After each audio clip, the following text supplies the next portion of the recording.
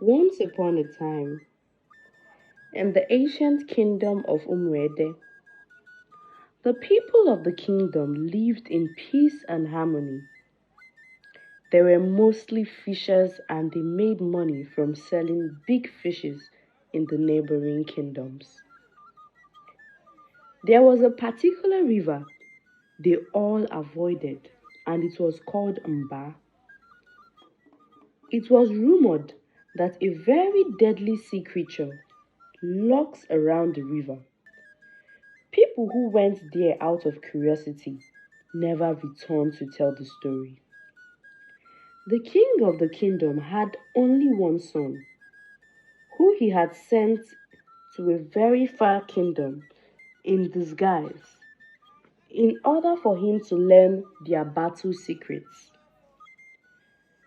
The prince had a beautiful young girl who he had feelings for and deeply loved. Her name was Amaka. She was the daughter of the village's traditional prime minister. Prince Uche and Amaka loved each other greatly. When the prince returned, he was welcomed with a feast. He was celebrated and the people rejoiced. He got tired of the whole celebration and decided to sneak out and go for a walk. He hadn't been around the village for quite some time, so it was very easy for him to get lost. While looking for a way back home, he found himself heading towards the river. He got to the river and fell in love with how beautiful and serene the view was. He decided to take a swim while enjoying himself. Suddenly, he had something swimming fast towards him. He quickly spinned around to see a very magnificent, beautiful mermaid speeding towards him. He tried to run away, but before he could, she stood right before him. He couldn't believe his eyes and watched her in amazement. "Are you afraid of me?" she asked. But he glared at her. He then said, "I only heard of you in stories, but never did I believe that I would one day witness such beauty with my eyes." "What is your name?" he asked. She says to him, "My name is Ola, and who may you be?" "I am the prince of this kingdom," he said. They both sat down by the river bank and talked till it was very dark. It was obvious they both enjoyed each other's company and became friends instantly. The prince then informs her that he must return home in order not to cause unnecessary panic. She made him promise not to tell anyone about his encounter, and he gave his word that he would return often to see her from time to time. After that day, they kept meeting up and spending time together. It became so frequent that the prince was barely ever in the palace. His fiancée Amaka noticed. She became really worried that the prince might be seeing another woman. She decided to follow him to see where he always went to. So one day, when he left the palace as usual, she followed him closely behind.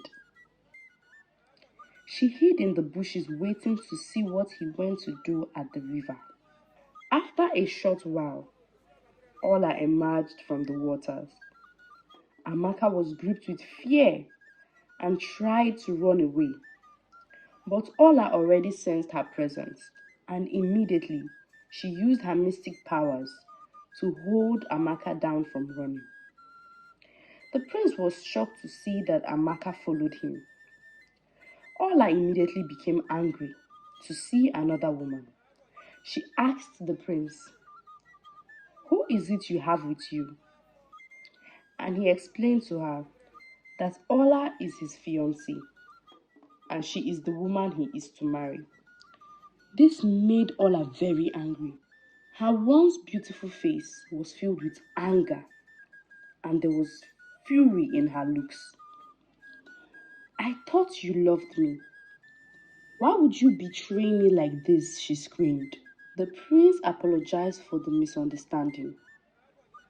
"I am sorry if I ever gave you that impression. We are friends, and I have never told you I loved you. I enjoy your company and your friendship, and that is why I have kept coming back to you." This provoked Ola. She screamed. Amaka pleaded with her to please let them go, but she refused. She immediately grabbed the prince and dragged him with her underwater. Amaka was gripped with fear. She ran back to the palace to inform the king about what had just happened. Back in the water, Ola dragged Prince Uche into the deepest part of the water till they got to where there was no water but land underneath the water. She dropped him on the floor while he gasped for breath. She called unto her mother and sisters, and they came out to admire the man she had brought home. Ola's family was excited to see a handsome young man. They asked her who the man was, and she said he was the prince of the kingdom. Ola's mother became furious.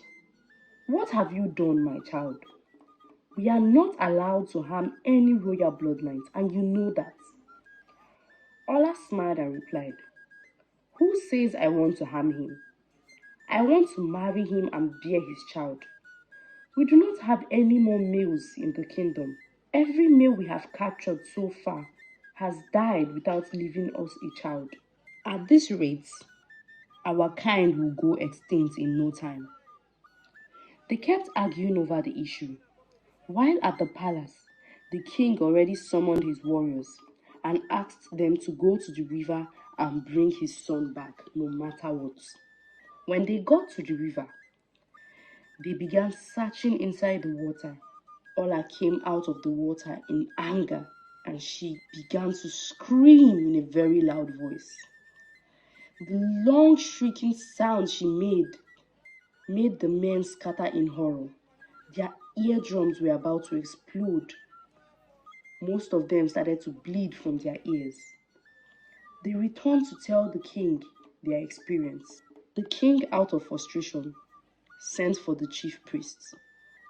As soon as the chief priest came, the king asked him to do whatever he could to bring the prince back.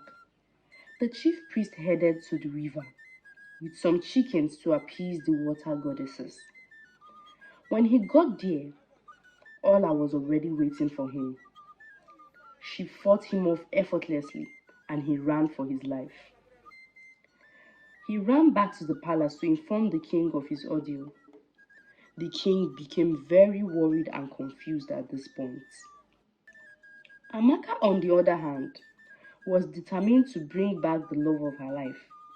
So she went to the deity of the land and pleaded with them to aid her in fighting Ola, and in return she would give them whatever they seek. The deity gave Amaka so much power when she asked, and she returned to the river and defeated Ola. She mystically pulled the prince out of the water and took him home. The whole kingdom hailed and rejoiced with her. Months after the battle, the prince was ready to marry Amaka and make her his wife. That was the point when they discovered that in exchange for the powers she used in saving the prince, the deity took her womb. The king refused to accept the marriage, saying he cannot watch his son marry a barren woman. Amaka became heartbroken and shattered. The prince refused to listen to his father and insisted that he must marry Amaka. There was so much commotion in the palace. He ended up marrying Amaka against his father's wishes. His father then forced him to marry a second wife, as it was obvious Amaka would not bear a child. His wives were unable to bear any child for him, and Amaka kept praying and making sacrifices to the gods to have mercy and give her the fruit of the womb. Even if the child doesn't come from her, the child should at least come from her co-wife. Finally, the second wife took in and put to bed a baby girl. There was so much joy and happiness. And months later, Amaka was pitied by the gods because of how devoted she was with her prayers. Her womb was returned to her, and she gave birth to the prince's heir, a bouncing baby boy. They all rejoiced and lived in harmony. Thanks for watching, guys. Please don't forget to subscribe, hit the like button, and share. Thanks for watching.